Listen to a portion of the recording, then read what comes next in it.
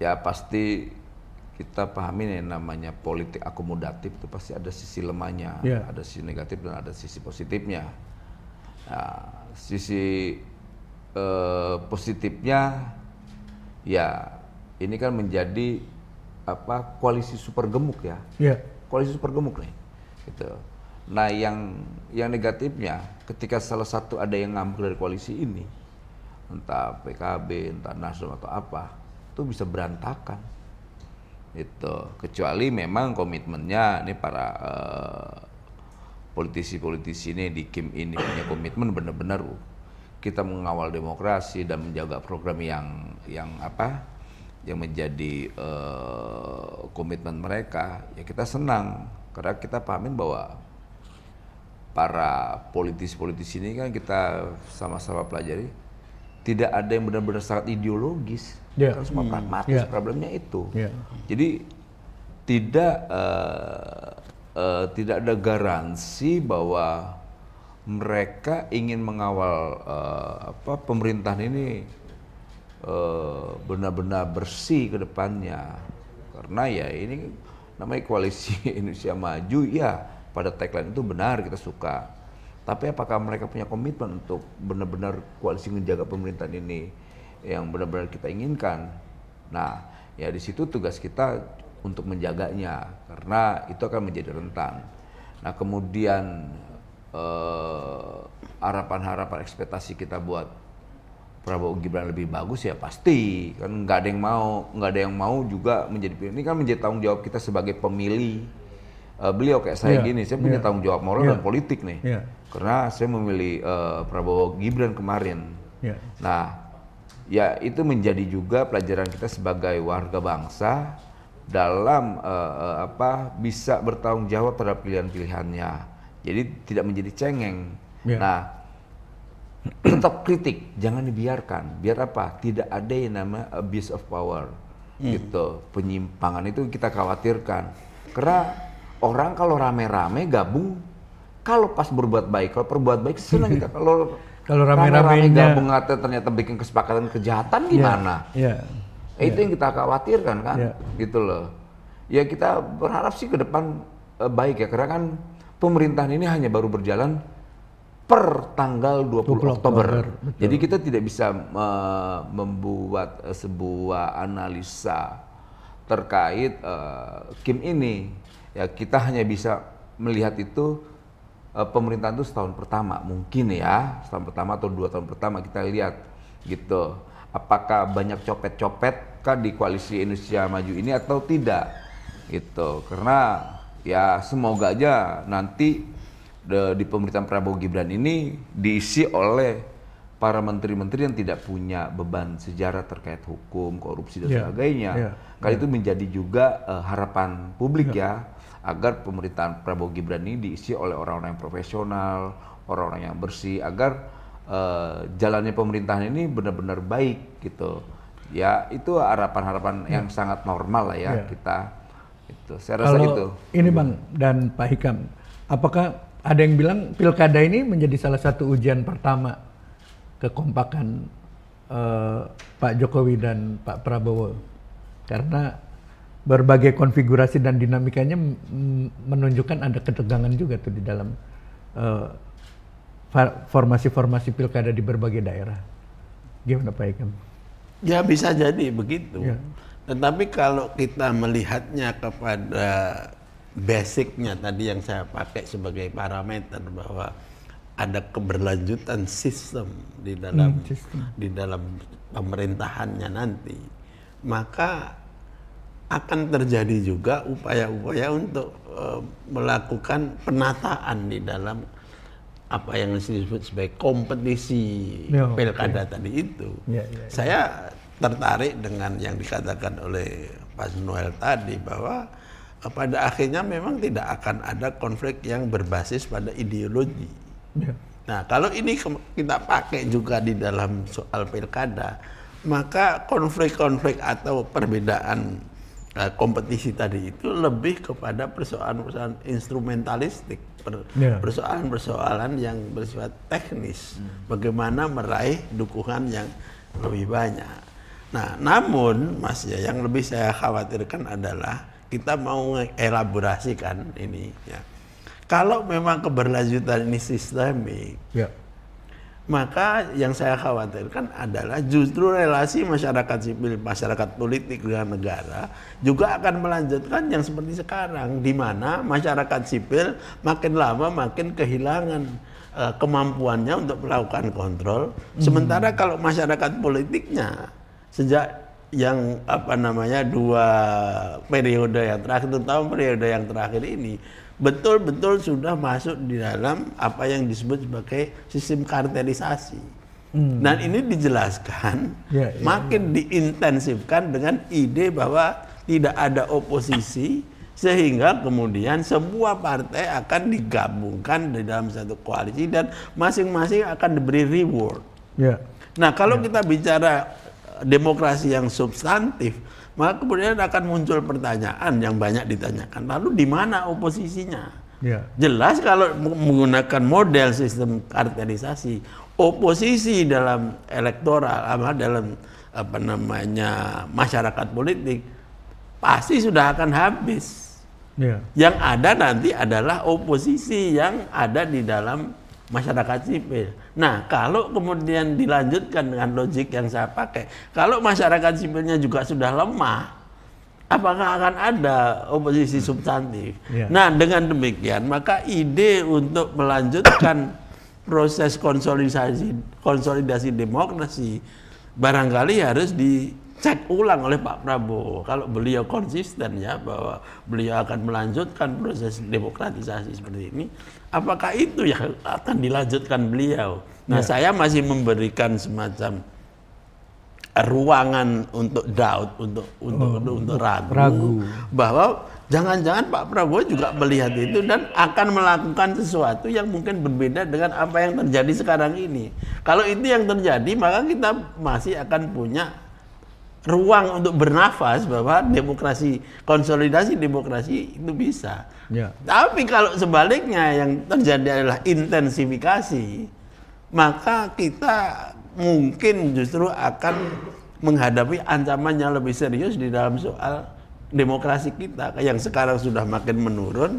Maka saya malah memprediksi kalau itu intensif sekali justru akan memunculkan satu model sistem pemerintahan yang lebih kurang bisa dikatakan istilah saya democratic authoritarianism, yang sebetulnya itu isinya adalah otoritarianisme tapi bungkusnya makin demokratis, kelihatannya begitu.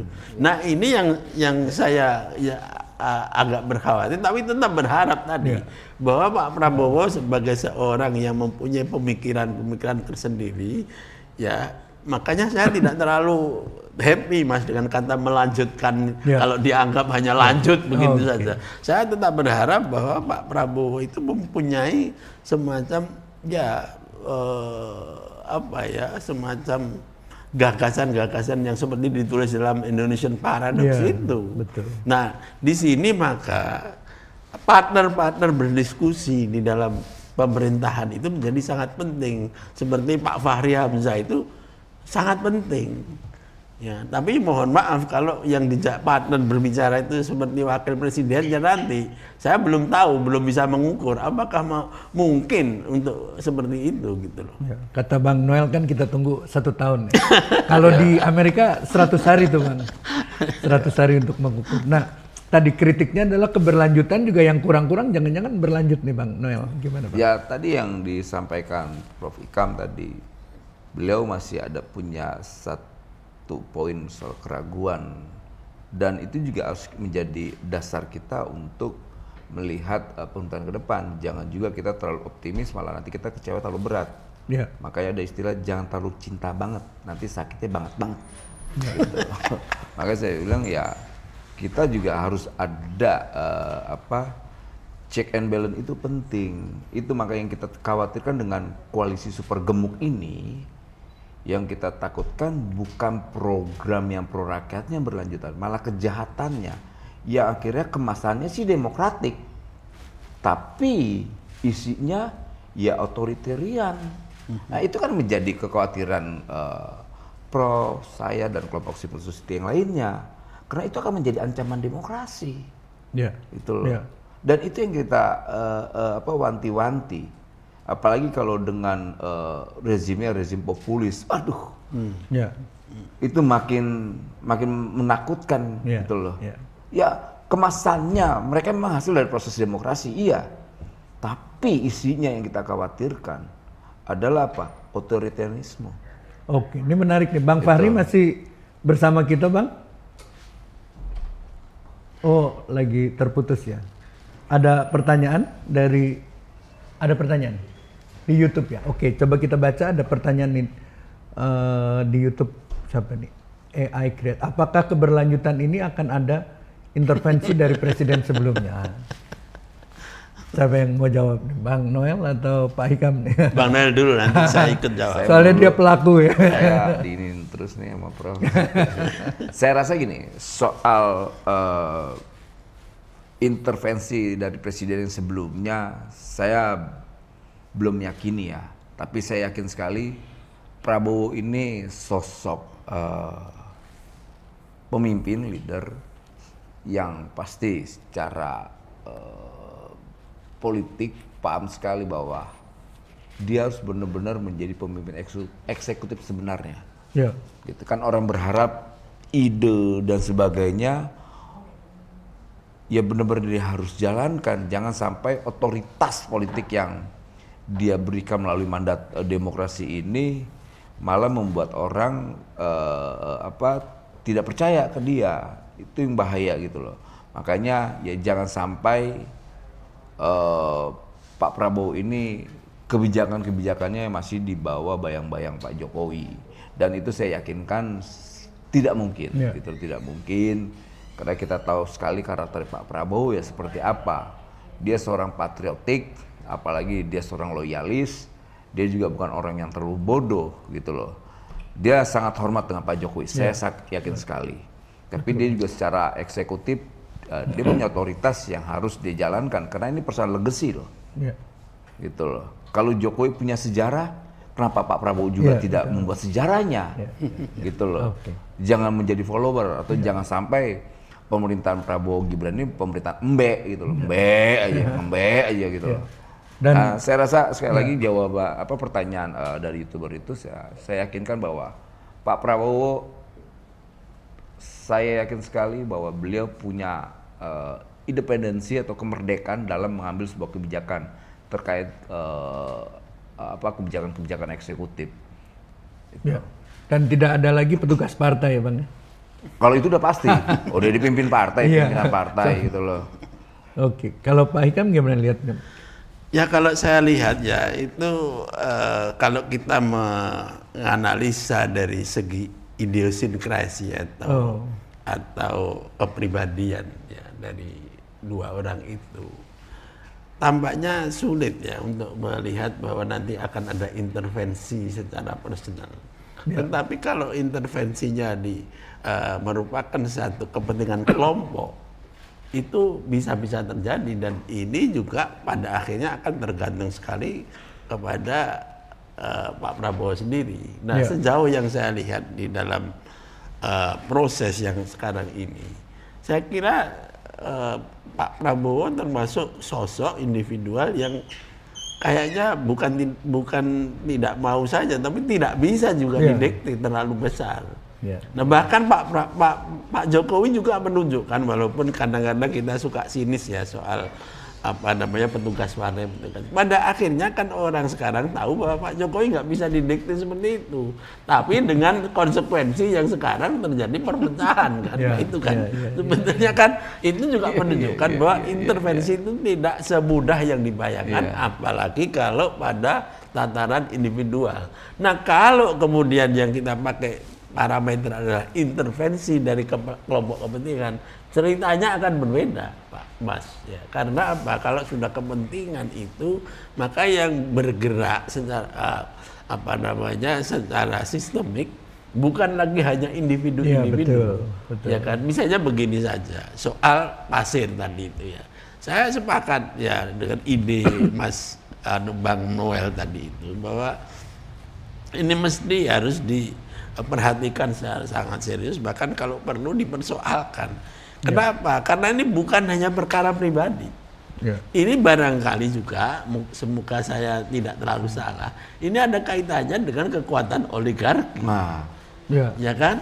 Nah, kalau itu yang kita maksud sebagai apakah akan ada intervensi, nah itu menjadi persoalan yang baru lagi. Tidak soal individu. Kalau individu saya nggak yakin orang bisa melakukan mendikte, gitu ya. Apalagi dengan kita semua hampir tahu lah sejarahnya Pak Prabowo sebagai seorang individu itu sangat tough ya, sangat kuat dan punya kepribadian yang sangat serius begitu ya. Nah itu Mas pendapat saya. Ada pertanyaan lagi? Oh Bang Fahri udah pertanyaan dulu apa Bang Fahri dulu nih? Pertanyaan dulu, pertanyaan dari Zoom Arah Baru Indonesia.